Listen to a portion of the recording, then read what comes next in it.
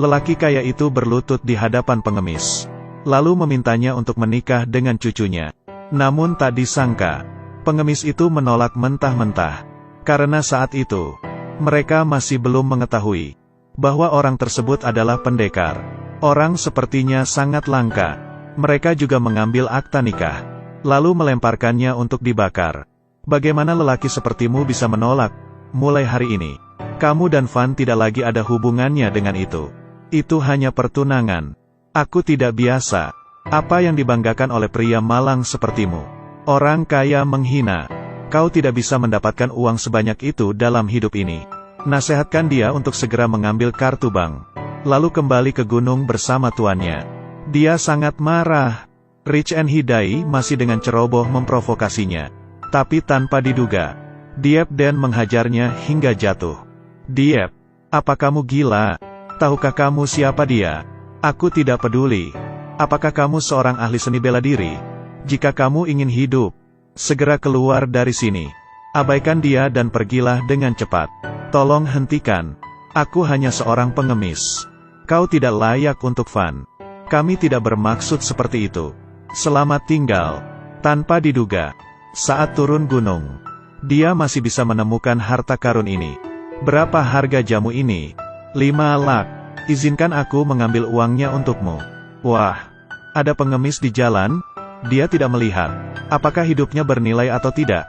Nona Qin, kenapa kalian berdua ada di sini? Berhenti bicara. Cepat bawa beberapa orang ke sini. Kakeknya sedang menunggu. Ambillah. Anggap saja sebagai pemberian. Tidak perlu dikatakan. Kamu tidak suka memanfaatkan orang lain. Kali ini dia tidak setuju. Jelas mereka sudah memberikan uangnya. Jadi bagaimana mereka bisa mengambilnya? Tapi lelaki tua ini membutuhkan Chuo Duong Tao untuk menyelamatkan nyawanya. Jadi mereka terlalu malas untuk menjelaskan. Bersiap untuk berbalik dan pergi. Tanpa diduga, Diep Den tiba-tiba memanggil mereka untuk berhenti. Katakan bahwa lelaki tua ini akan mati. Tidak tahu malu. Meskipun kamu menginginkan hal ini, tidak perlu berkata seperti itu pada kakekku. Kata-kataku benar.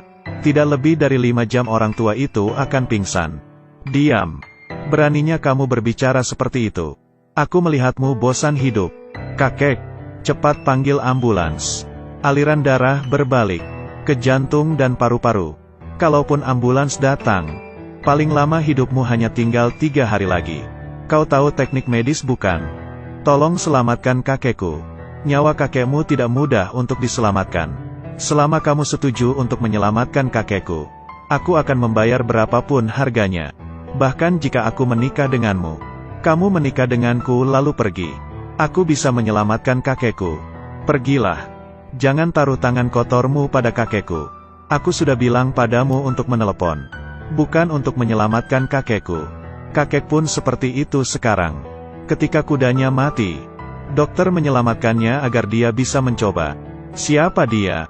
Beraninya kamu mengatakan itu? Bukankah kamu selalu ingin mengusirku dari rumah? Sekarang aku memberimu kesempatan. Biarkan dia menyelamatkan kakek. Jika dia tidak bisa menyelamatkan, maka aku akan meninggalkan rumah.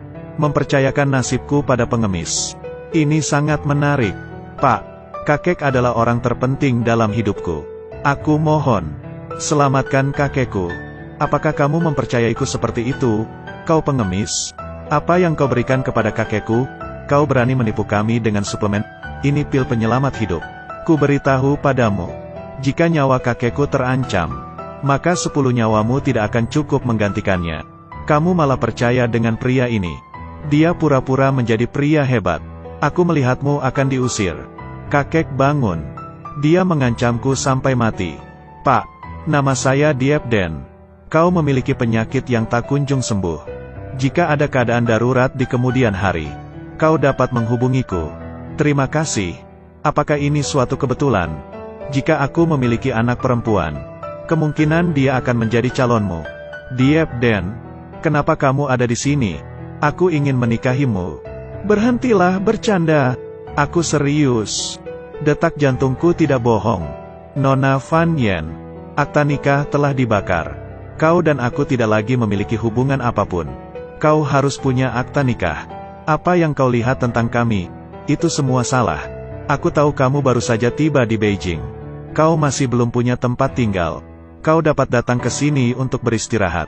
Aku tidak membutuhkannya. Karena tunanganmu adalah Tu Tianyi. Fan Yen.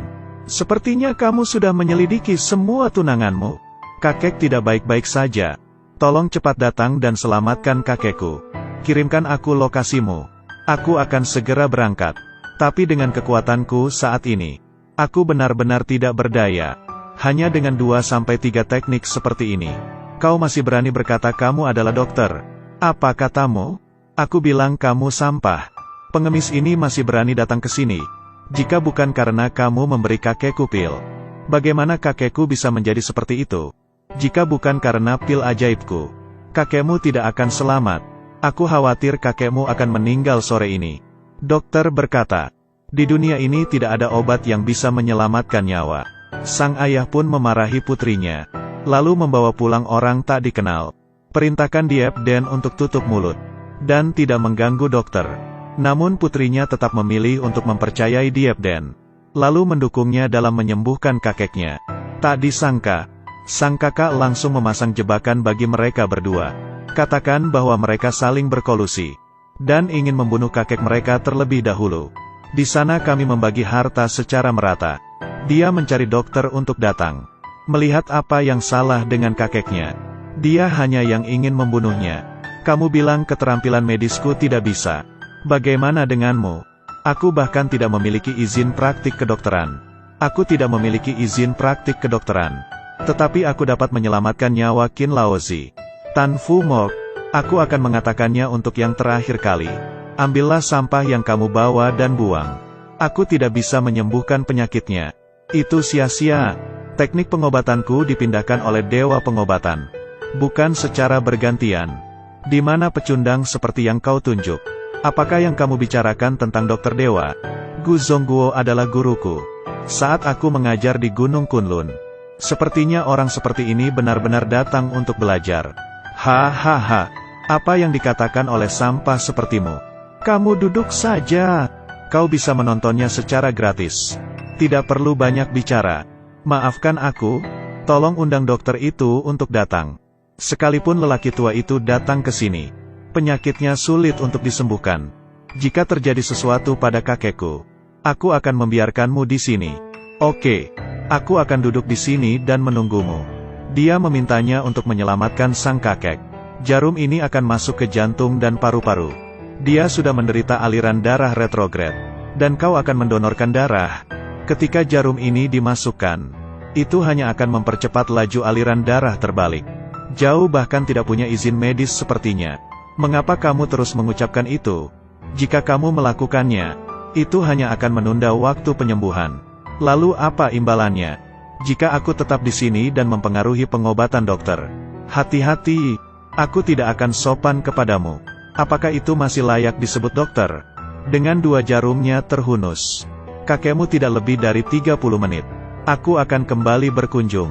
Sebenarnya Dewa Pengobatan diwarisi dari Gunung Kunlun. Bagaimana bisa salah? Tapi aku ingat, Gunung Kunlun tidak mengajarkan aku puntur seperti ini. Pak tua itu telah berpraktik kedokteran selama bertahun-tahun. Kenapa kamu tidak menyadarinya?